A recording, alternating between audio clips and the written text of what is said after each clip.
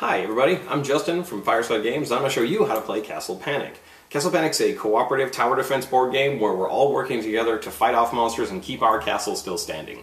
The game setup is relatively straightforward. You're going to put 6 monsters on the board, and specifically those are going to be 3 goblins, 2 orcs, and 1 troll. They start in the archer ring because you can't hit monsters in the forest. This way the first player will still have targets they can attack. As you can see, we also keep them with their current health pointed at the castle because they're all brand new and fresh and strong. Then we deal out cards to players. In a typical game it's going to be 5 cards per player, but that number will change depending on the number of players in the game.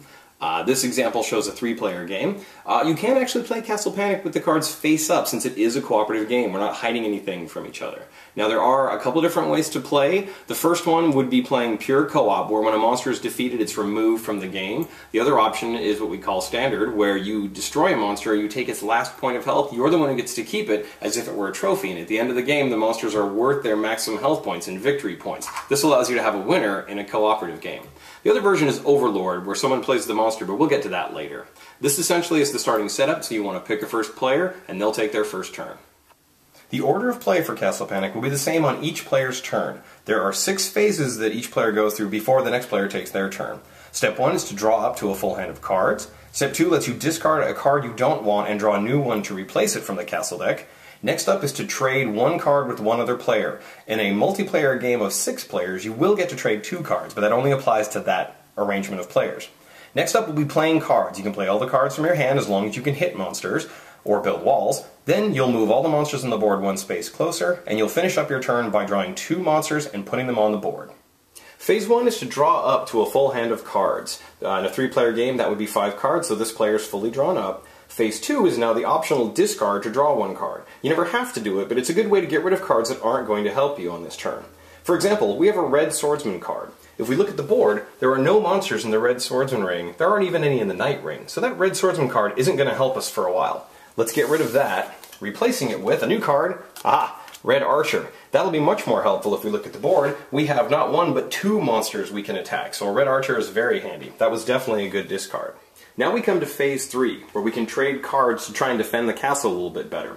Here's where I'm going to want to maximize what I'll be able to do when I'm playing cards on my turn. So looking at the board, we can see that all the monsters are currently in the archer ring. That means the only cards that are really going to be useful are going to be archers or heroes. Remember, heroes are wild cards and can be played like anything in their color. Looking at my hand of cards, my red archer will be very helpful, so will my blue hero and blue archer. This blue knight is not very useful right now, so I'm going to want to trade that away. Let's see what the other players can offer in a trade. This player has a red hero that would definitely be useful, a blue knight just like me, that doesn't help, but this red archer could also be good. Looking over at the other player, we have a green archer that would be helpful, but everything else is going to be good later. There are a few special cards in play, like Drive Him Back, but we don't need those right now. They're really useful later in the game. We're going to want to hang on to those. So, in looking back, I think the best trade for this round will be the red hero. I offer up my blue knight as a trade. Assuming the player accepts the trade, we make the exchange, and now I'm ready to move on to the part where I get to fight the monsters. Phase 4 is the play cards phase. Here's where we get to defend our castle. Now you can play your cards in any order you'd like. I'm going to go ahead and do these from left to right. What I've got first is a blue hero. Now heroes can be played like wild cards, so I'm going to go ahead and use him in the archer ring to hit this goblin. The goblin only has 1 point of health, so this card destroys him. Now there's 2 ways to do this. If we're playing the cooperative version of the game, the goblin is simply discarded, no points are claimed. However, if I slay this goblin and we're playing the Master Slayer version, I will keep him, and he will be my first trophy. He's worth 1 point at the end of the game if we can keep at least 1 tower up. Next up, I have a red hero, which I'm going to combine with a red archer because that will let me do 2 points to this orc in the red archer ring. I dial him down 1 for the hero, a second time for the archer, he's at 0, and again this brings 2 points to my trophies. Both cards get discarded, and moving on, my last hit card is a blue archer. Well, that will definitely help with this large 3-point troll in the blue section, so I'll play that, wounding the troll down to 2. Remember, you always keep their current health pointed at the center of the board, and my archer gets discarded. Now I could end my turn there, but I also have a Fortify Wall card. This is a special card. When I play this, it lets me bring the Fortify Wall token into play, which I then place on a wall to act as more support for that wall. I can put it on any wall I choose, and looking at this board, I think this orc is going to be a problem. Hanging the Fortify token over the wall essentially acts like a secondary wall. Now when a monster hits the Fortify token, it will be destroyed, the monster will be damaged, and the wall will still remain intact. I have no more cards to play, so I'm done with the play cards phase of my turn. Now it's phase 5, time to move the monsters. During this phase, all the monsters on the board will move one space closer to the castle. We're safe for now, but just for an example, I want to show you what happens when the monsters do reach the castle. The rule of thumb is they take 1 point of damage when they hit a structure, and they destroy that structure. So if, for example, this orc was in the swordsman ring and it was phase 5 time to move, he would take 1 point of damage, and in this case he would destroy the fortification. Good thing I built that there. If on the next player's turn that orc is still there, he'll move forward and again take 1 point of damage, destroying himself. No one gets him as a trophy then, and the wall will be destroyed as well. If, let's just say for example, there's still another monster outside, now we have a real problem. When the monsters move and there's no wall, they move directly into the castle ring, destroying the tower in front of them and taking a point of damage. Now he's inside our castle. From here on out during the monsters move phase, he's going to move clockwise, destroying towers until either he runs out of health or we run out of towers. Either way it's bad, since there's only 3 cards in the deck that'll stop them once they're in the castle ring.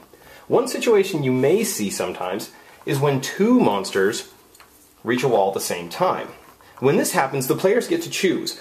Both monsters are essentially going to stay in the swordsman ring. One of them will take the damage from hitting the wall. So let's say we choose this orc, we wound him, we lose the wall. The second orc does not move any further. Walls stop all movement.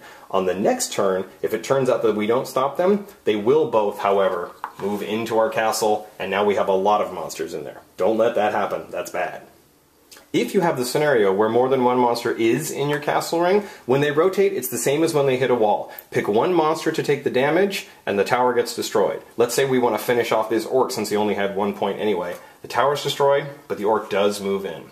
The rule of thumb is they bounce off of walls, but they move into towers. That's why that orc was able to move into the spot of the tower he just destroyed. The last phase of a player's turn is to draw 2 new monsters and put them on the board. You reach into the pile, and without looking, pull the first one, reveal it. If it's a monster, you'll roll the die. The number you get corresponds to the arc that the monster spawns in at. In this case, I rolled a 5, that'd be over here in blue. This orc shows up in the forest with his current health pointed at the castle, and he's at maximum health. Monsters always come in fresh and ready for battle. I have to draw 2 tokens per turn. My next token is actually, in this example, it's a monster effect. So this doesn't go on the board, instead it triggers an effect we have to resolve. In this case, green monsters move 1. Everything in green moves 1 space closer to the castle. I'm very glad I put up that fortify token. That would be the end of my turn normally. Having drawn 2 monster tokens, we'd move on to the next player's turn, but I'd like to cover a few special instances now. When players draw a giant boulder, this is essentially a huge rock being thrown by the monsters at the castle. The good news is they don't even care if it crushes monsters in its way. The bad news is it's going to destroy part of your castle. When you draw a giant boulder, you roll to see which arc it appears in. In this case, I rolled a 6. The giant boulder doesn't go on the board. Instead, it instantly crushes all the monsters from 6 in towards the center of the board, killing this troll. No one gets him as a trophy, and it doesn't stop until it hits something of the castle. In this case, it would destroy this wall. That would be the end of the boulder, but there's more than one boulder in the game. So, if a giant boulder was drawn and we rolled 6 in this scenario, the boulder would now continue until it destroyed this tower. Then it would stop. In this scenario, a boulder rolled from 6 would not only go into the castle, it would continue until it's destroyed the tower on the opposite side. Again, as another scenario, say we drew another giant boulder on 6, now it crosses the entire board, hitting this wall, cleaning out the castle entirely, and in the eventual scenario we like to call a boulder highway. A boulder drawn on 6 now goes all the way across the board, hits nothing in the castle ring, crushes all monsters on its way out the other side of the board. Boulders can help you, but they can also hurt you really, really bad.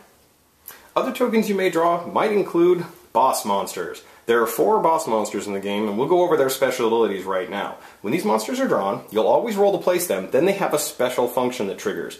The Orc Warlord, once he's placed on the board, in this case in blue because I rolled a 5, all the monsters in the same color as him, including himself, move 1 space closer to the castle. Another monster you might see, boss monster that is the healer. He heals all monsters on the board for 1 point of health back. In this case, a quick look at the board shows the only monster damaged is this troll, but he is revived 1 point. If a monster is already at its maximum, nothing happens when the healer comes out. The Troll Mage is a really nasty boss monster you're going to have to face. When he shows up, we roll the die to place him. He goes in the woods, just like normal. And then all the monsters on the board, including the Troll Mage, move one space closer. That means in this scenario, we're taking damage to monsters, and we're losing castle structures, thanks to the Troll Mage. Last but definitely not least is the Goblin King. The Goblin King is placed on the board, but he never comes alone. He forces you to draw an additional 3 monster tokens and place them. Now when you're placing these tokens, you'll roll for each one individually, and if you pull an effect like this, you simply resolve the effect. A Plague of Swordsmen means that all players in the game have to discard all their swordsman cards. In this case, only this player loses a card. This token is discarded. We move on to the next 2. Looks like we're getting a troll. The troll is spawning in on 6. And one more troll spawning in also on 6. It's a bad day for blue here at the castle. The game ends when either all the monsters have been slain and the players have at least 1 tower still standing, which is a win, or the players have lost all 6 towers, then the monsters win. Sorry, players. If the players have won, congratulations, and if you're playing with the Master Slayer rules, you now get to count points to see who the Master Slayer is. This is done by totaling the monster's maximum health points and seeing who has the highest grand total. One thing to watch out for, boss monsters count for 4 points, no matter how many points are shown on the actual token. So, 4, 5, 6, 7, 8, 9, 10, 11, 12, 13, 14, 15 for this player. Let's move over and check this score. With another boss monster, that counts for 4. Then we add 5, 6, 7, 8, 9, 10, 11, 12, 13, 14, 15, 16 for this player. Over here, this player scored the Troll Mage. That'll be another boss monster. That's 4 points. We add up from there. 5, 6, 7, 8, 9, 10, 11, 12, 13, 14, 15, 16, 17, 18, and 19. Congratulations, with 19 points and trophies, this player is the Master Slayer. The players have also worked together and saved the castle. Well done, team. You live to fight another day.